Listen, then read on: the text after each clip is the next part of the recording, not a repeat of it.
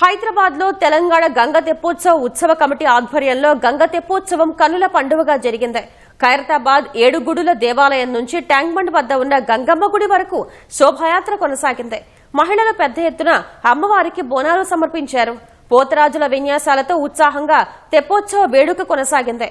అనంతరం హెచ్ఎండిఏ మైదానంలో ఏర్పాటు చేసిన మహాసభలో హర్యానా మాజీ గవర్నర్ బండారు దత్తాత్రేయ, పీసీసీ అధ్యక్షుడు మహేష్ కుమార్, మంత్రి పొన్నం ప్రభాకర్ తదితరులు పాల్గొన్నారు. తెలంగాణలో కుల వృత్తులు ప్రోత్సహించేందుకు రాష్ట్ర ప్రభుత్వం కృషి చేస్తుందని మంత్రి పొన్నం పేర్కొన్నారు. చేపలు అంటేనే తెలంగాణ రాష్ట్రం గుర్తుకు వచ్చే విధంగా ఉత్పత్తులు చేపట్టాలని మంత్రి సూచించారు.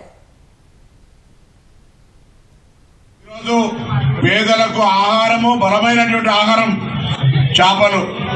అది మన కుల వృత్తి.